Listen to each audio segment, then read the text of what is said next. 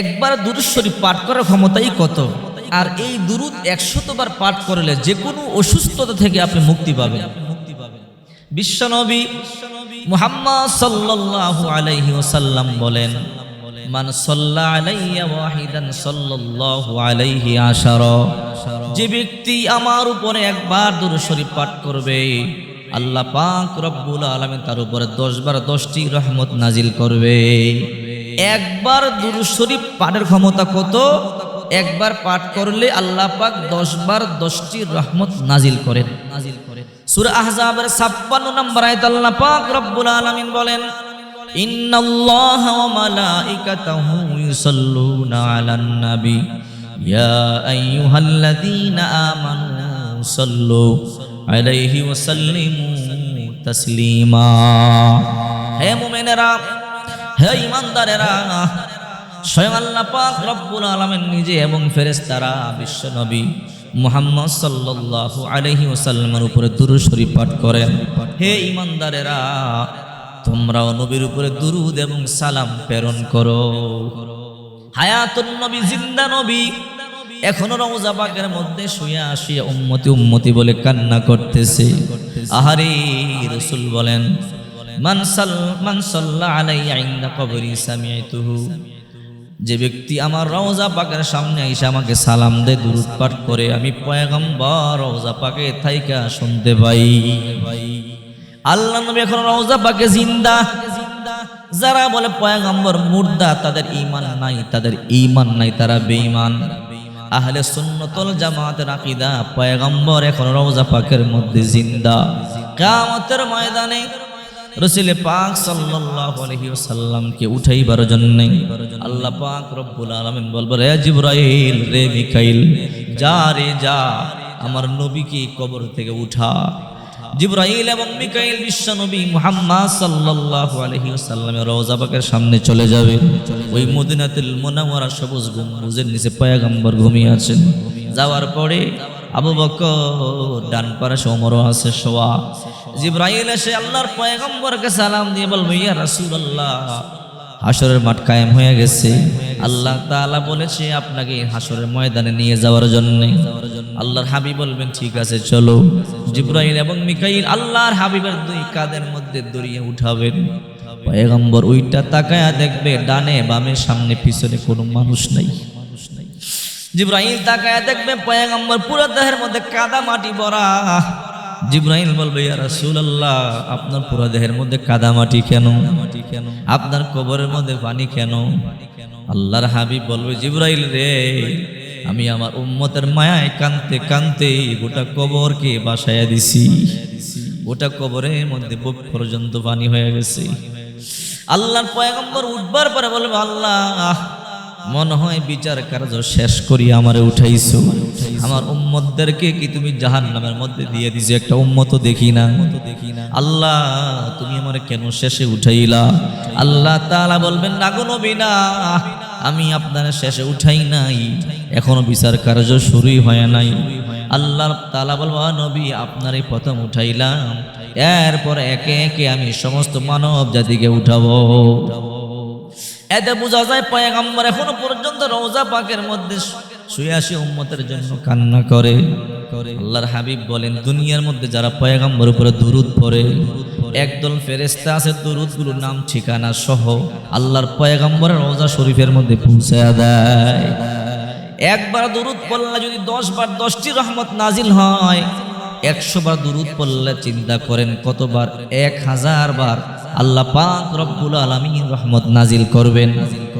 এই দুরূদ শরীফ পাঠ করে পানিতে ফু দিয়ে যদি 100 বার দুরূদ শরীফ পাঠ করবেন, দুরূদ ইব্রাহিম অথবা যে কোনো দুরূদ পড়তে পারেন, যে কোনো দুরূদ শরীফ 100 বার পাঠ করে পানিতে দম করে আল্লাহর উপরে ভরসা করে পানিটা খাবেন, পান করবেন, ইনশাআল্লাহ আল্লাহ পাক রব্বুল আলামিন আপনাকে সুস্থ করে দিবে। আল্লাহ পাক আপনাকে সুস্থ করে দিবে।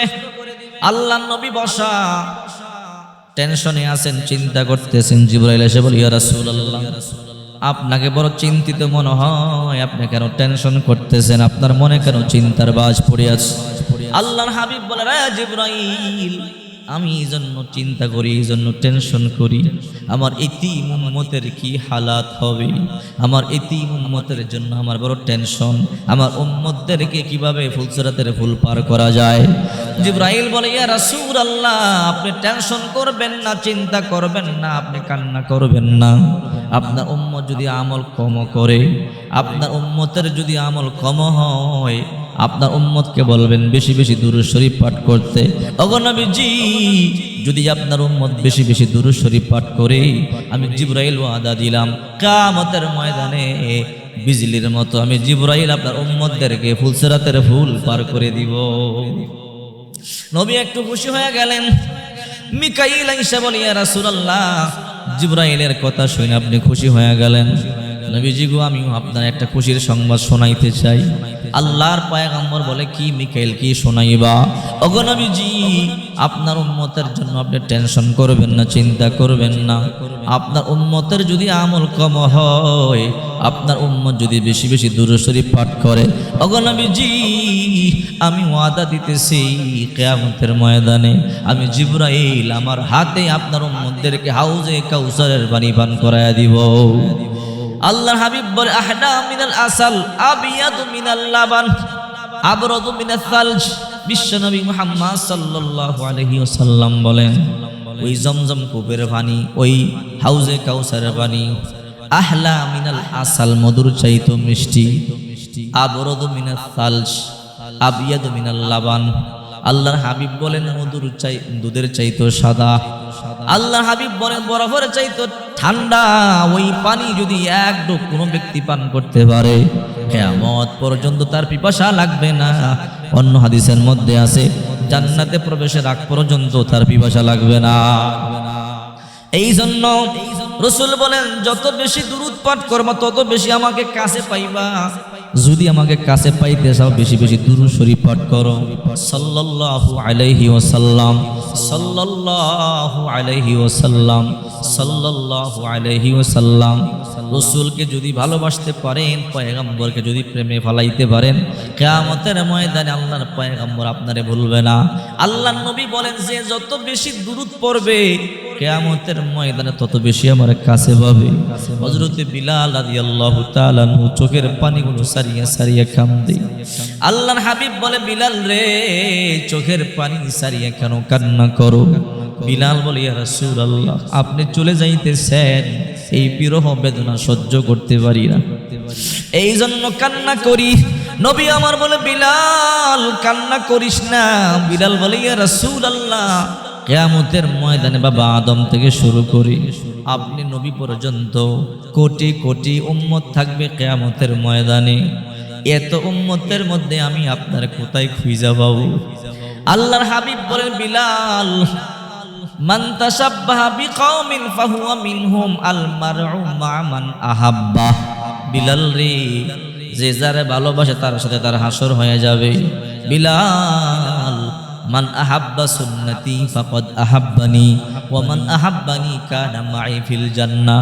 যে আমার সুন্নতকে ভালোবাসলো সে আমি পয়গম্বরকেই ভালোবাসলো, আর যে আমি পয়গম্বরকে ভালোবাসলো কিয়ামতের ময়দানে আমি পয়গম্বরের সাথে জান্নাতে যাবে। এই জন্য বেশি বেশি দুরূদ শরীফ পাঠ করবেন।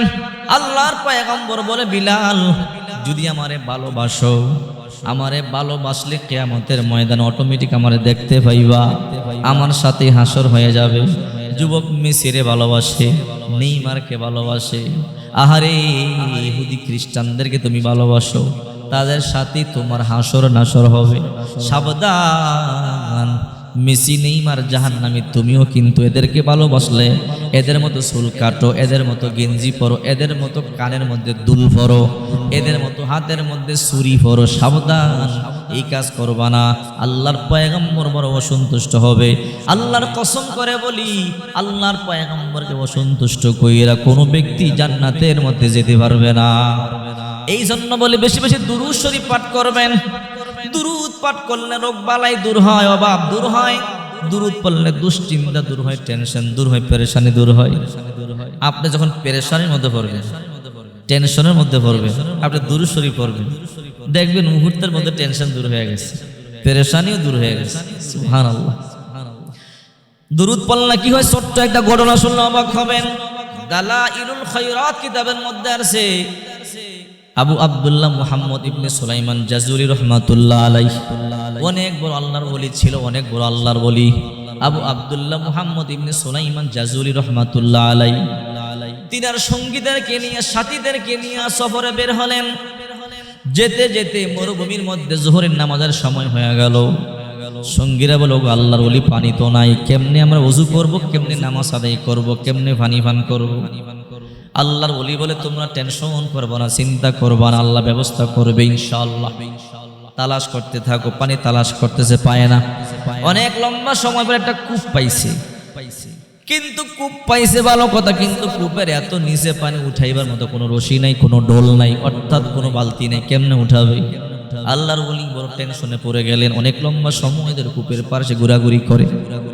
দূর থেকে একটা ছোট্ট মেয়ে নাবালিকা দেখতেছে আল্লাহর ওলিরা, বড় বড় হুজুররা মাথার মধ্যে পাগড়ি টুপি কূপের পাশে ঘুরতেছে। কারণটাকে বুঝলাম না।